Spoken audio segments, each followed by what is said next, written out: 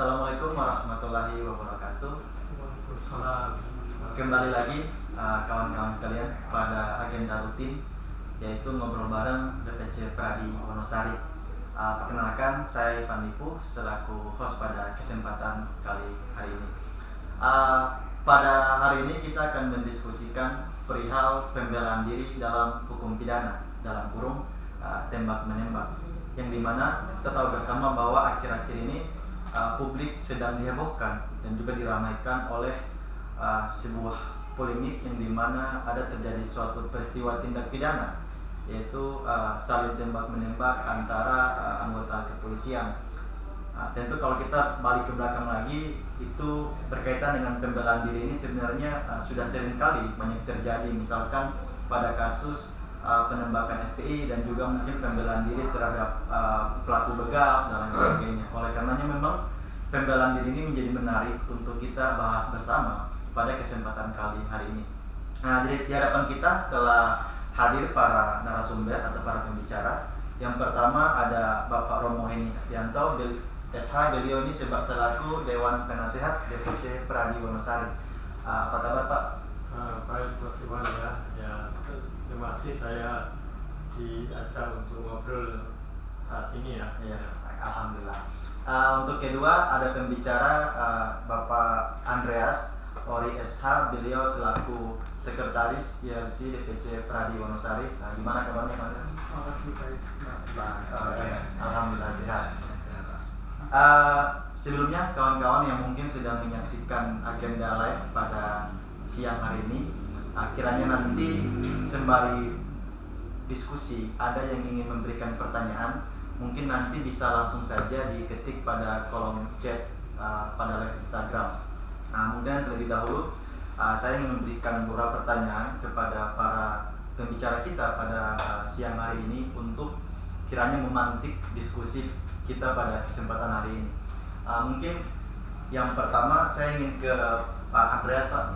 Karena kita berbicara mengenai pembelaan diri dalam hukum pidana, sama juga mungkin hal yang kiranya menjadi pembahasan penting di dalam diskusi kali ini. Saya ingin mengawali dari sebenarnya apa sih pengertian dari perbuatan pidana di dalam hukum pidana itu sendiri, biar masyarakat juga mungkin bisa mengetahui dari dahulu. Ya, dalam hukum pidana itu adalah keseluruhan atau peraturan-peraturan yang menentukan perbuatan yang dilarang dan termasuk di dalam tindak pidana. Nah, di situ saya mengambil di Profesor Mulyanto, itu pidana adalah bagian dari keseluruhan hukum yang berlaku di suatu negara yang mengadakan dasar-dasar dan aturan-aturan untuk menentukan perbuatan-perbuatan yang tidak boleh dilakukan atau dilarang. Yang kedua itu menentukan kapan dan dalam hal kepada mana itu dilarang.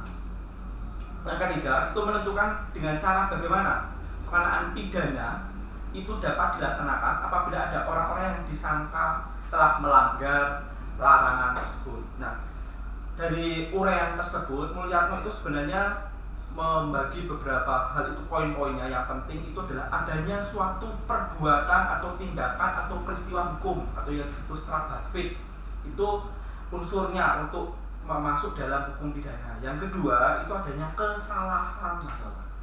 Ya, terus yang ketiga itu tidak ada alasan pembenar. Yang keempat tidak ada alasan pemaaf. Seperti itu. Baik. Saya kira mungkin bisa dilanjutkan Pak Andreas terkaitan dengan, karena tema kita terkait pembelaan diri. Sebenarnya bagaimana sih pengertian pembelaan diri itu sendiri dalam hukum pidana, Pak? Mungkin bisa dijelaskan buat masyarakat. Untuk itu diatur itu di pasal 49 ayat 2 KUH.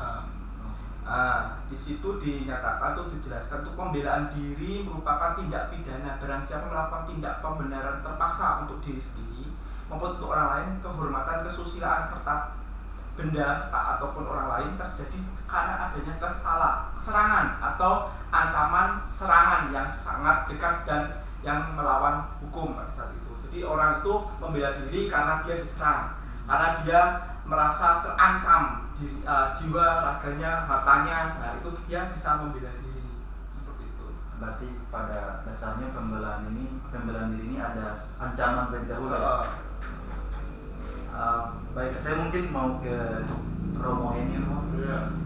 Karena kita tahu kasus yang sedang ramai diperbincangkan ini terkait pembelaan diri, di mana ada korban yang meninggal dunia, artinya ada matinya orang.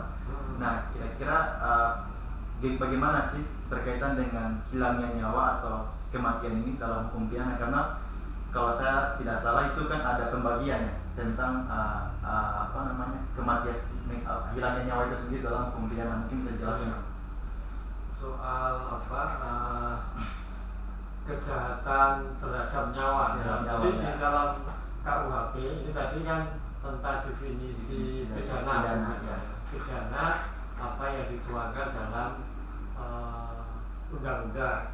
Nah, undang-undang kita kalau pidana itu KUHP. Nah, di KUHP itu ada namanya pasal kejahatan terhadap nyawa. Itu pasalnya ada 3. Pasal 338, 339, kemudian 340.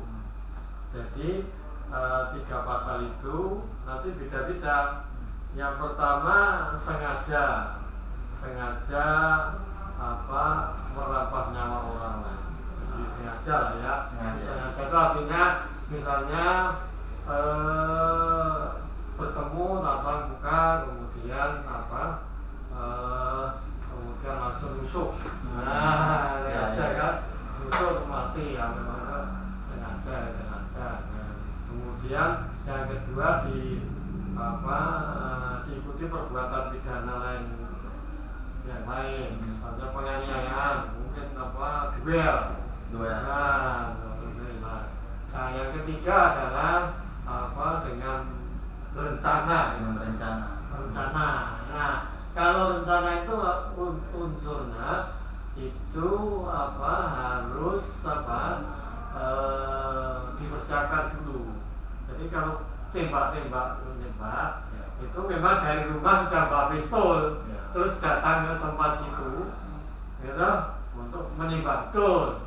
Itu namanya berencana ya, nanti kena pasal pembunuhan berencana. Nah, kalau dilihat dari kasus yang kita bahas itu, ya itu kan belum terungkap ya. Belum terungkap. Apalagi yang nembak itu dalam posisi kan, dalam posisi ditembak dulu. Beritanya ya. Walaupun sekarang sudah mulai bergeser ya berita-berita. Itu kan berita awal menyatakan ditembak, kemudian dia mungkin memang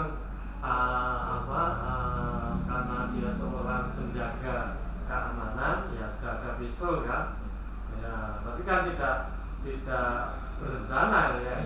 Itu tidak berencana ya. Tidak berencana. Ya spontan. Nah, terus kemudian dihubungkan tadi pembelaan diri, nanti bisa menjelaskan lebih macam ya. Kalau yang namanya pembelaan diri itu harus seimbang antara ancaman dengan pembelaan. Ya, gitu.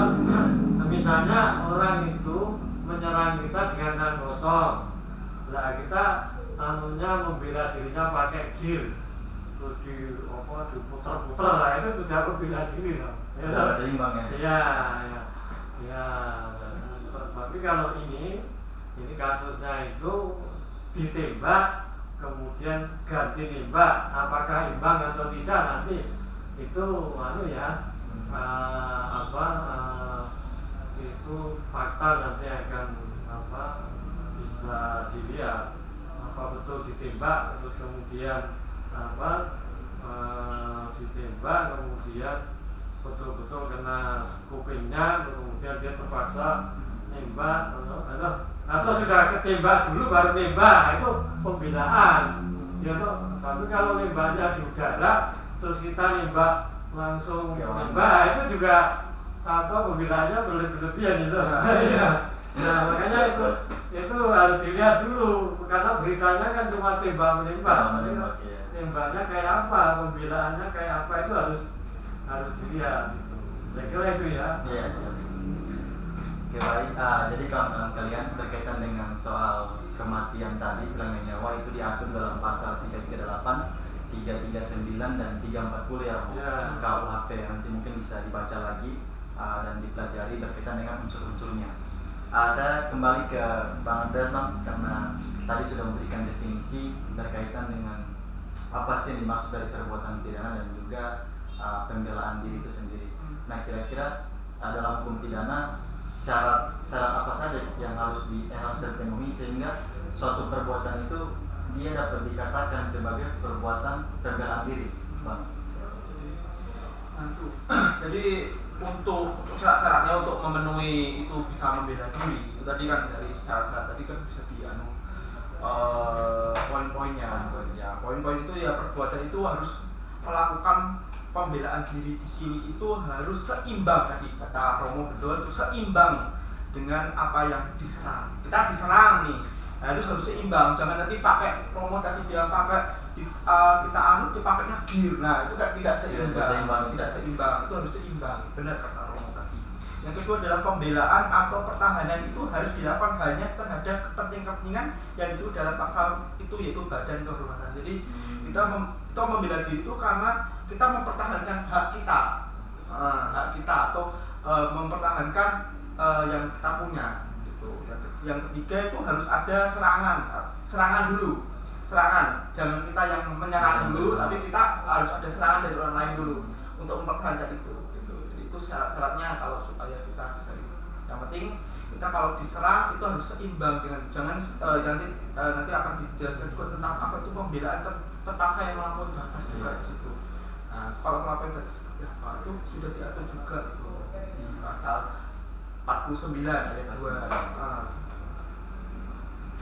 Berarti memang untuk syarat dari pembelaan terpaksa ini yang pertama harus ada serangan terlebih dahulu ya. Dan serangan itu berkaitan dengan untuk mempertahankan hak ya, mempertahankan nyawanya, harta benda, kehormatannya. Berarti ketika suatu itu penyerangan itu tidak sepadan, lalu kita membalasnya melebihi itu sebenarnya bukan pembelaan. Jadi harus dicerna dengan baik ya untuk masyarakat, karena tidak semua hal yang kita lakukan pembelaan itu bisa dibenarkan perbuatannya kita, karena di dalam hukum pidana itu ada syarat-syaratnya yang sangat khusus tadi telah disampaikan tadi oleh narasumber kita. Nah, saya lanjut ke Bang Andreas. Tadi ada sempat singgung berkaitan dengan kalau nggak salah pembelaan terpaksa melampaui batas ya.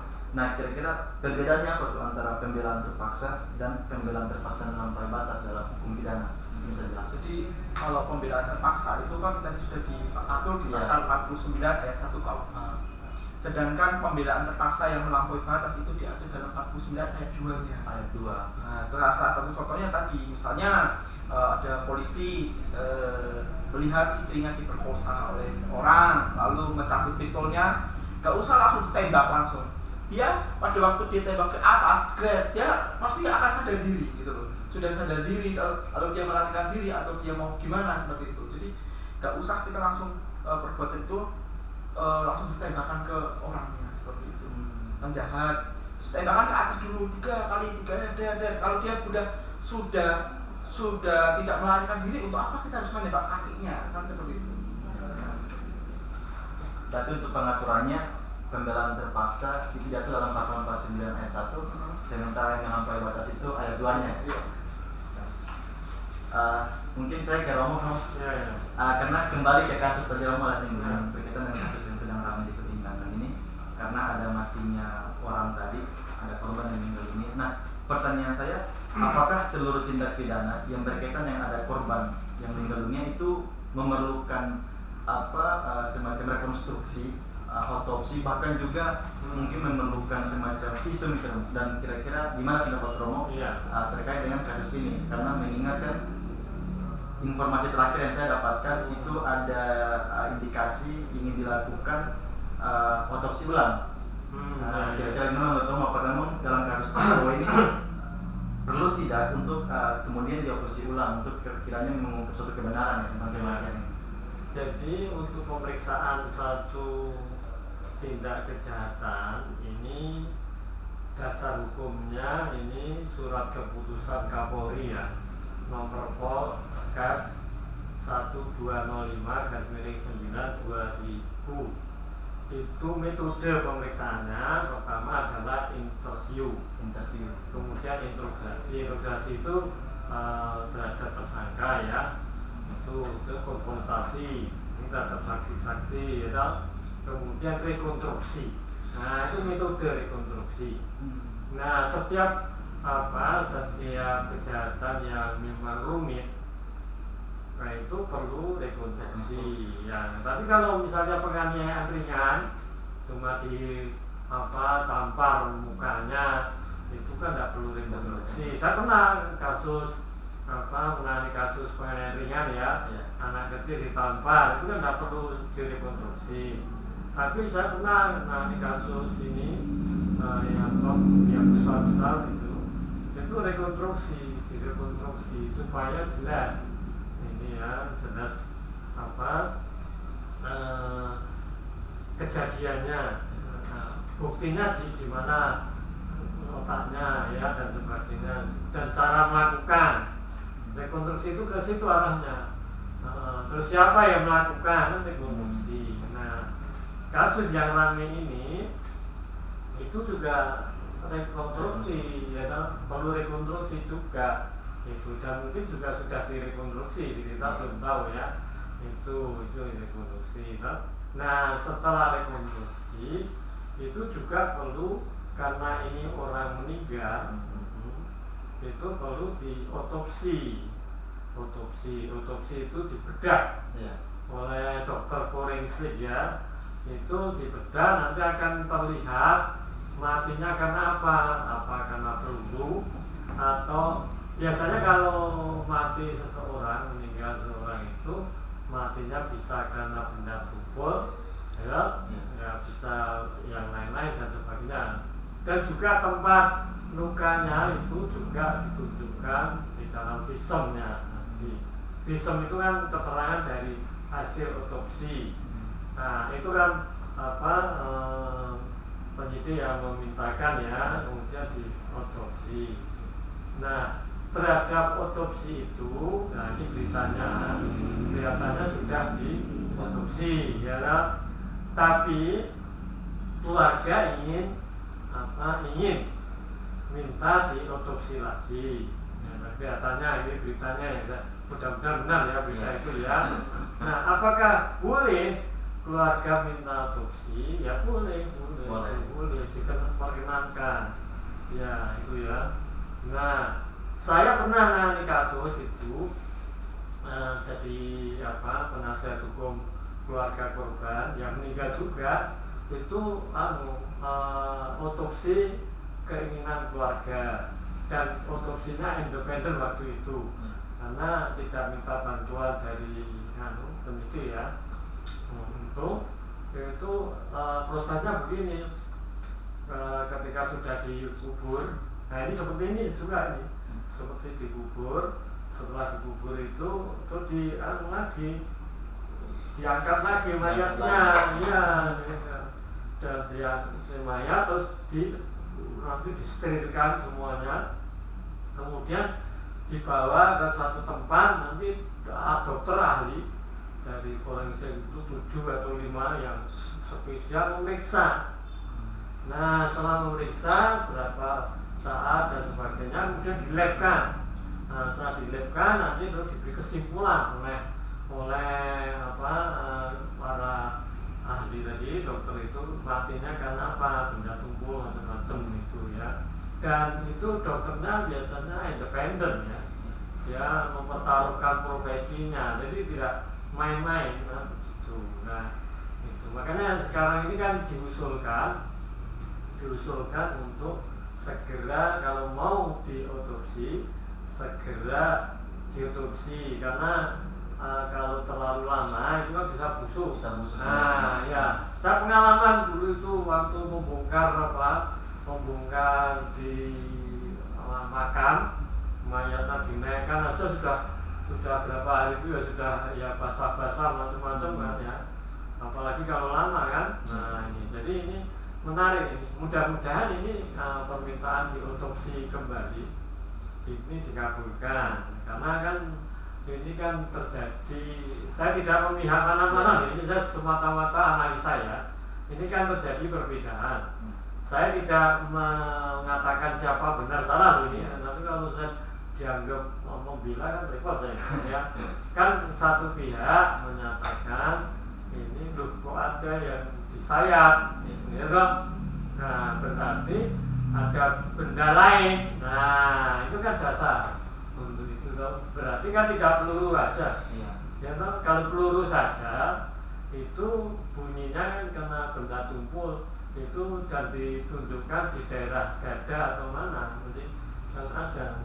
Tapi kalau disayat itu di luar itu apalagi di leher misalnya ya loh, misalnya ya itu kan berarti kan ya memang beda ya itu makanya saya gitu. Nah sekarang ini posisinya kuhab kita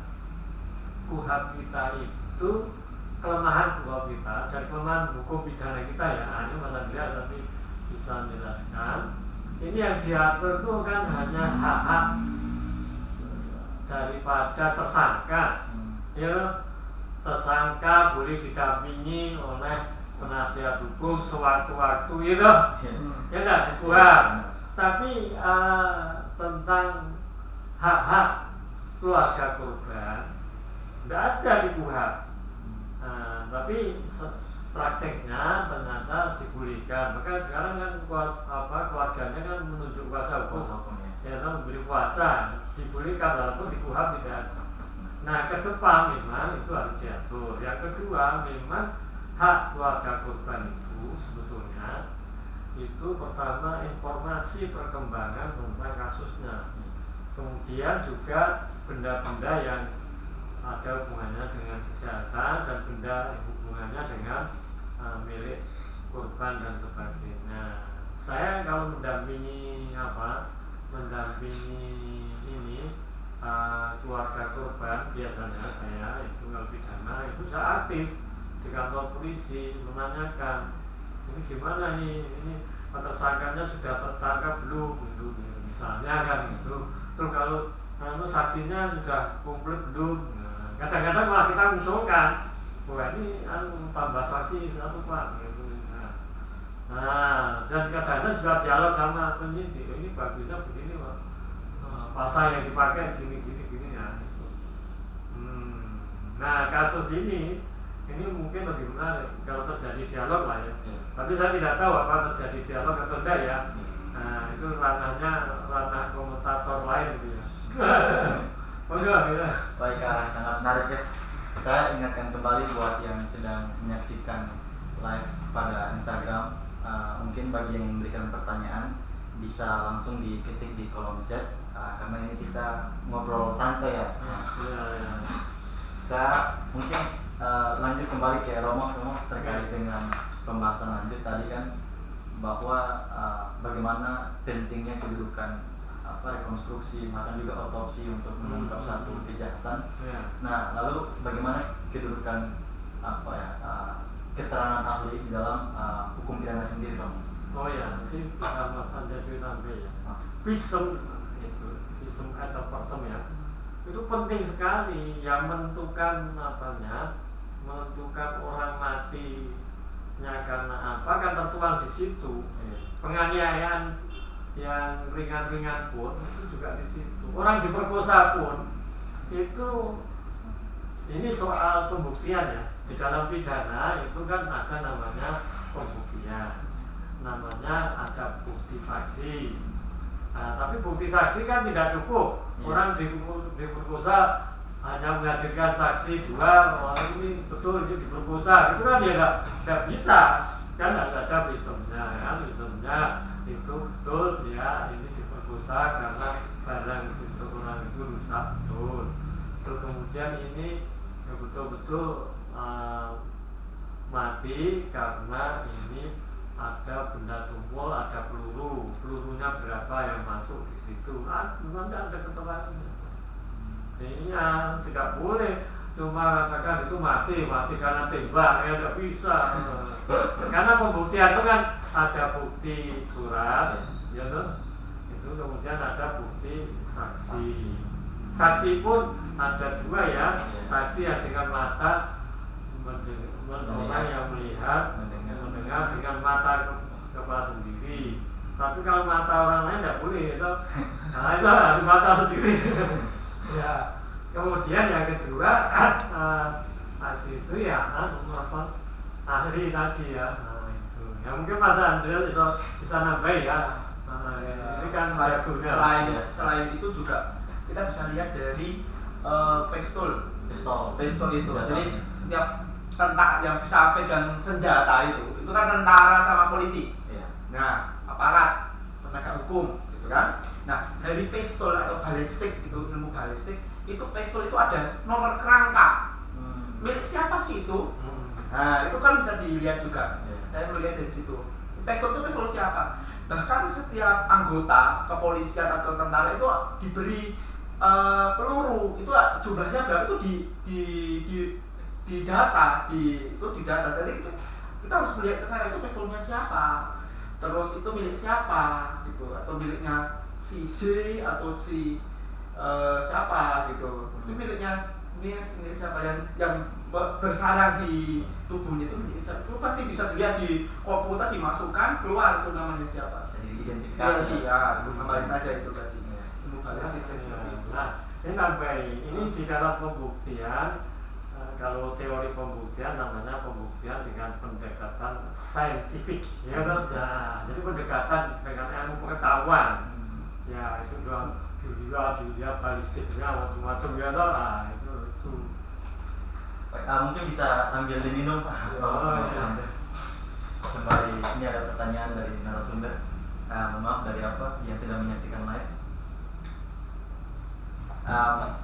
Pertanyaannya, bagaimana jika seseorang yang membela diri hingga mengakibatkan orang tersebut meninggal dunia? Mungkin bisa dijawab oleh Pak Andreas mungkin mau menegakkan. Gimana? Pertanyaannya itu, bagaimana jika seseorang yang melakukan pembelaan diri, namun dasar dari pembelaan itu mengakibatkan orang meninggal?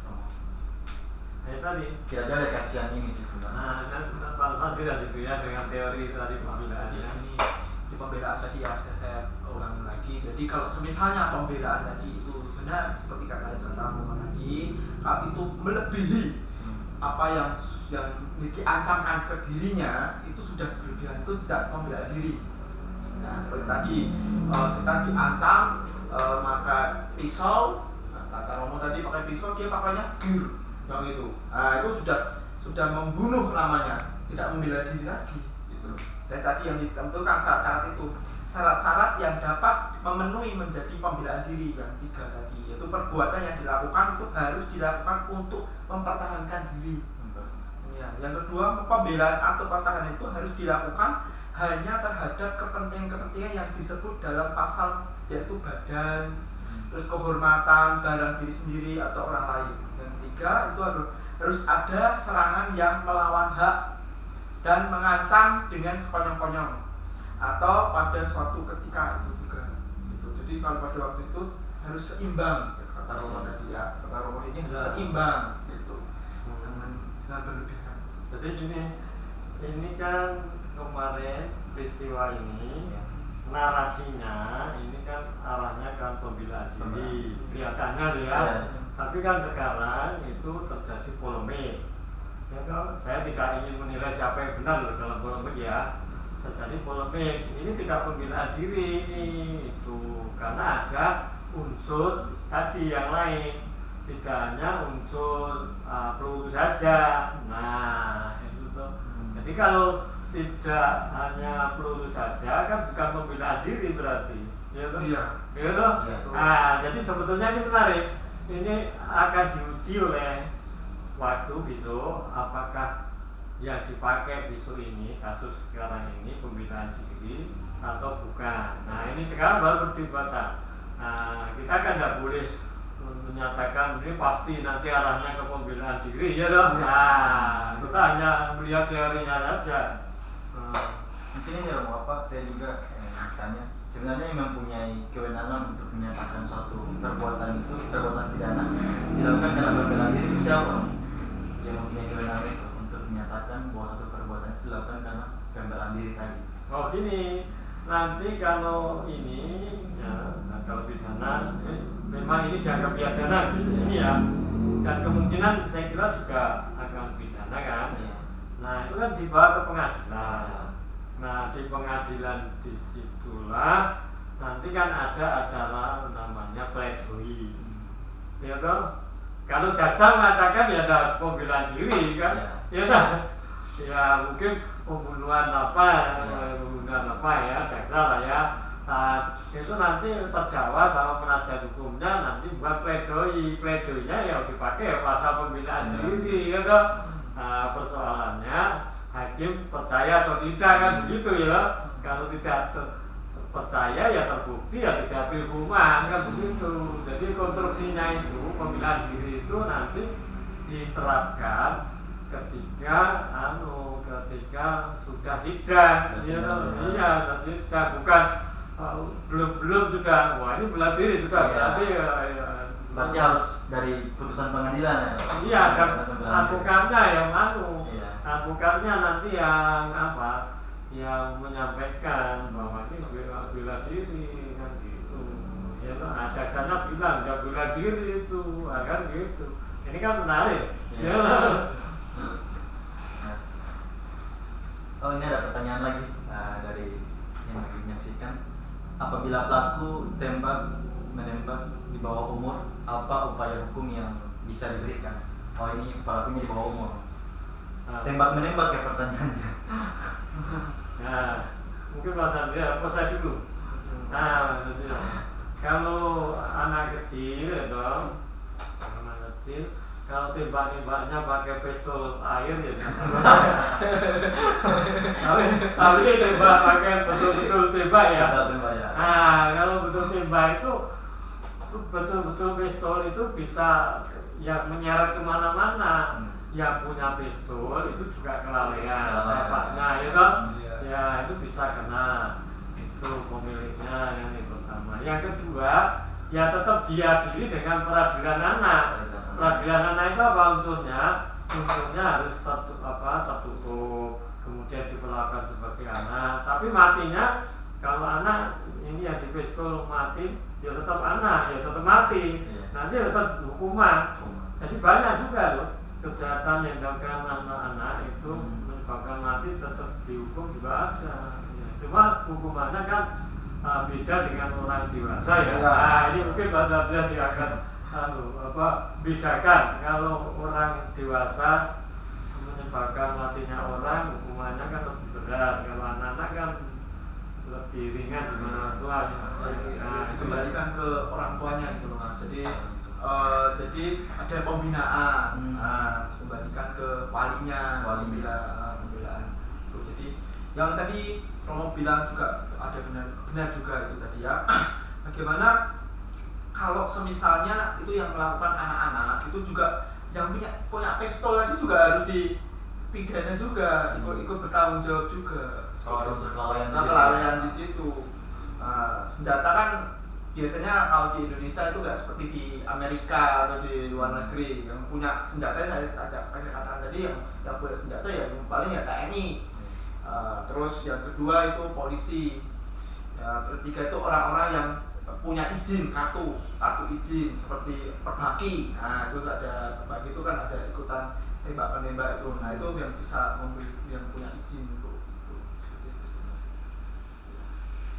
itu pertanyaan jawaban dari penanya tadi. Saya mungkin ingin kembali ke Romo untuk memberikan pertanyaan Romo.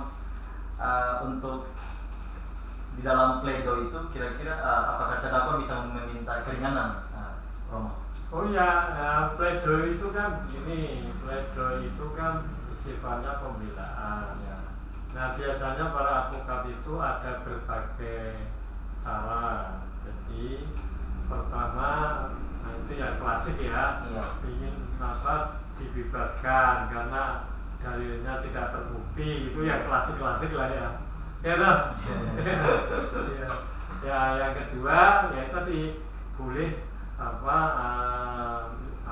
keringanan, minta keringanan. Memang terbukti melakukan kejahatan, tapi karena ini kondisi tertentu minta keringanan. Dan banyak itu bisa dilakukan banyak dilakukan ya. Contohnya begini, minta keringanan ini seseorang menganiaya orang lain, kena pasal penganiayaan orang lain. Terus kemudian terbukti dia betul-betul menampar, menendang dan sampai luka. Tapi dia melakukan seperti itu karena sudah dihantam dulu, ya kan? Dihantam dulu.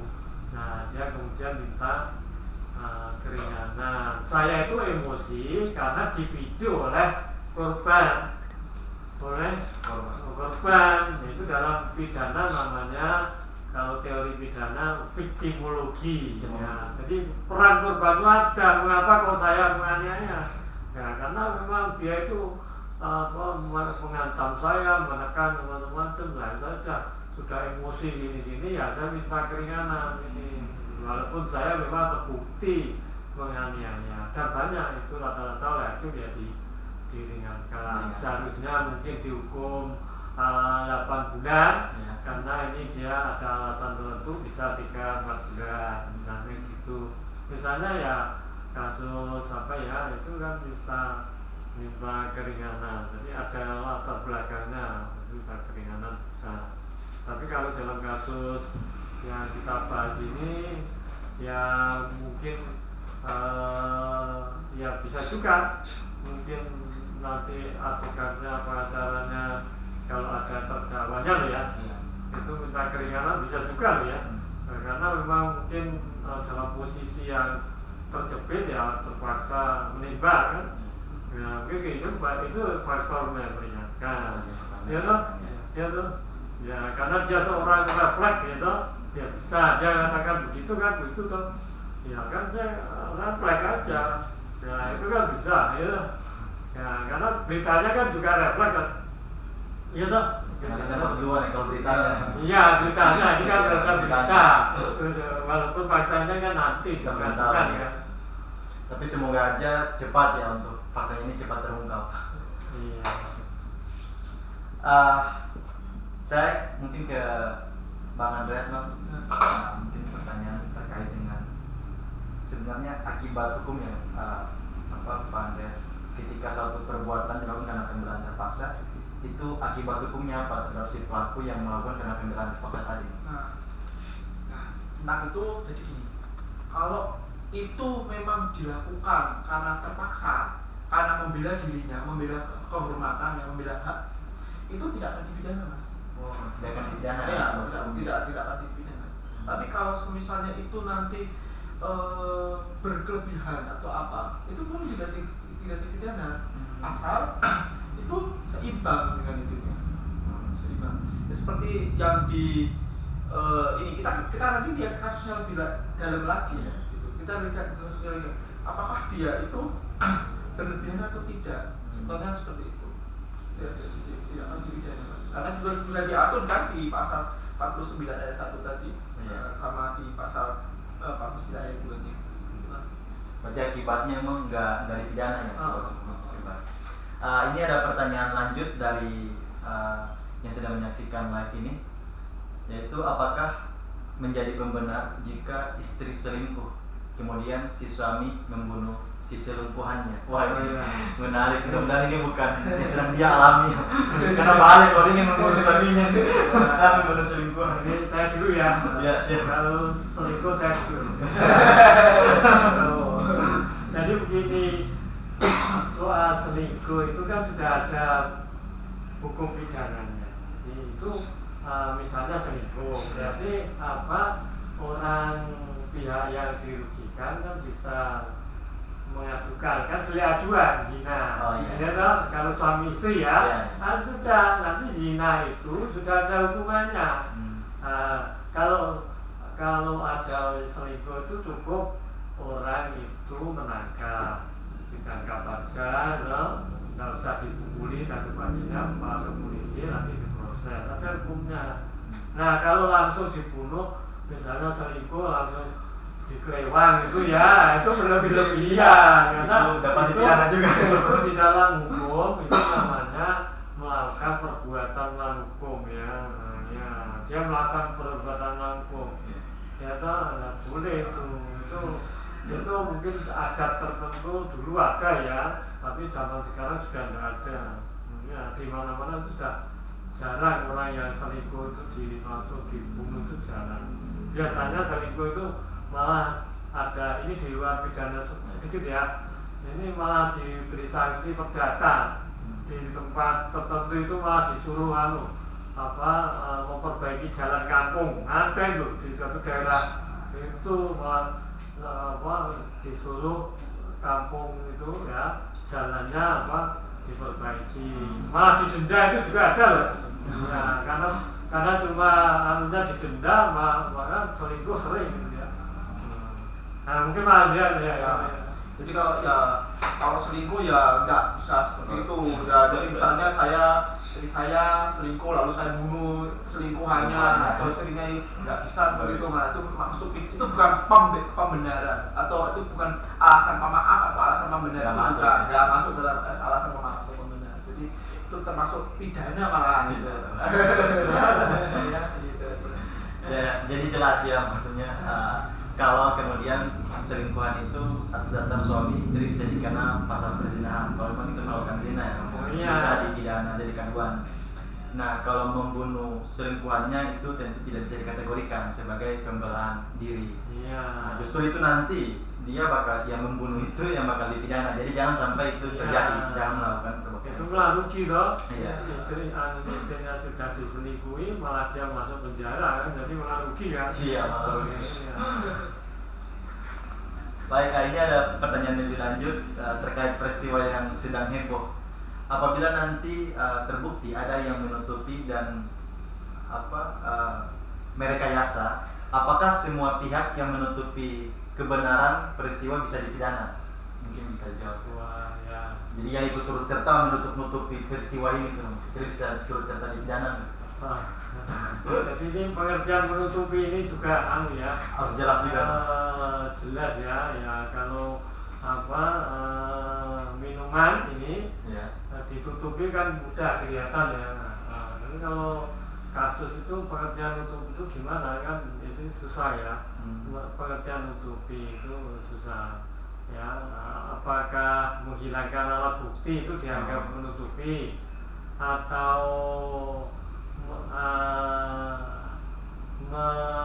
melarikan tersangka itu menutupi? Pengertian menutupi di sini atau apa? Atau menghilangkan dianggap menutupi, ya ini saya tidak tahu pengertian menutupi di sini. Tapi yang jelas dalam kasus pidana zaman terbuka sekarang ini, kan ini terbuka ya. Ini beda dengan tahun-tahun yang lalu ya. Ini kemungkinan semua akan terbuka sampai sedetil-detilnya terbuka.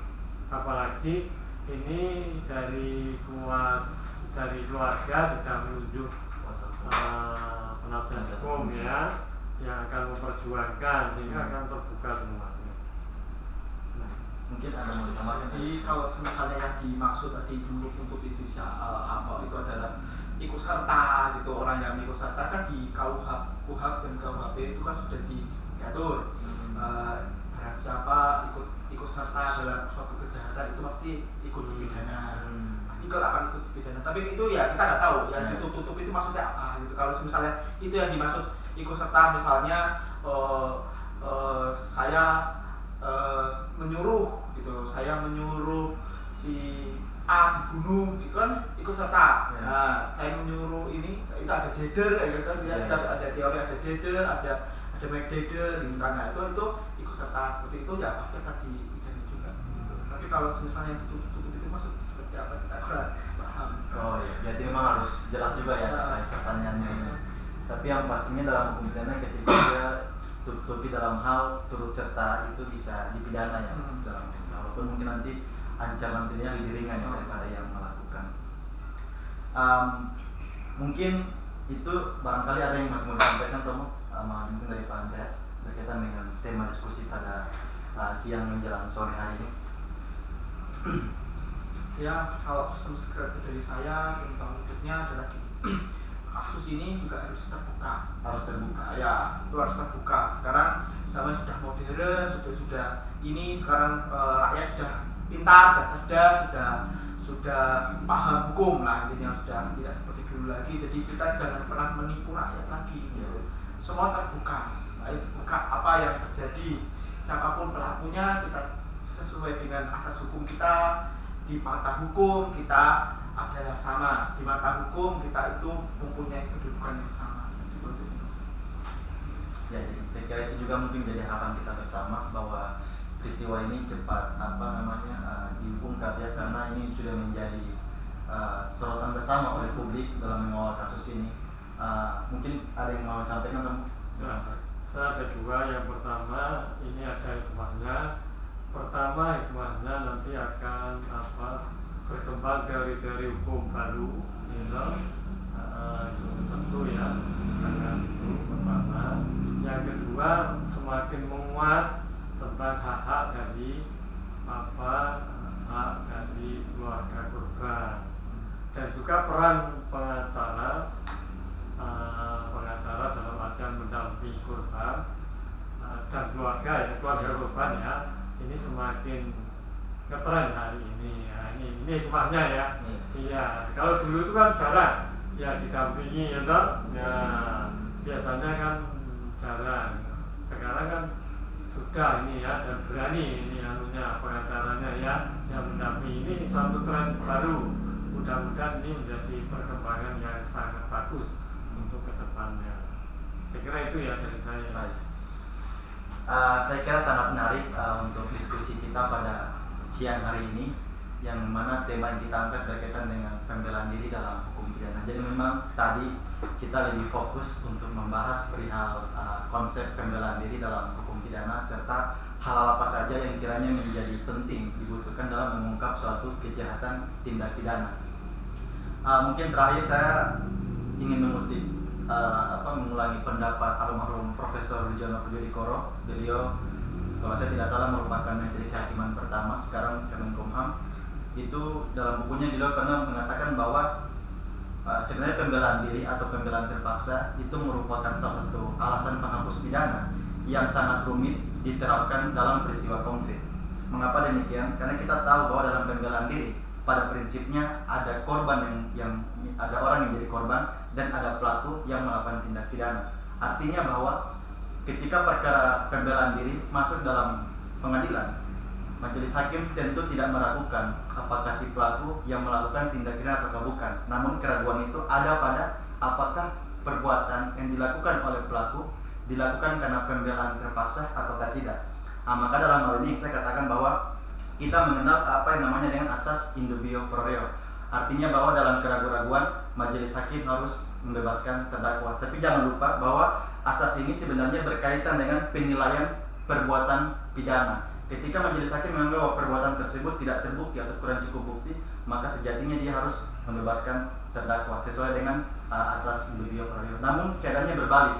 Ketika majelis hakim tidak meragukan bahwa perbuatan terbukti, namun keraguan itu ada pada apakah pelaku tersebut melakukan karena pembelaan diri ataukah tidak, maka kita mengenal asas yang namanya in dubio pro lege fori, bahwa dalam keraguan majelis hakim harus menghukum terdakwa. Mungkin sekian dalam diskusi pada siang hari ini.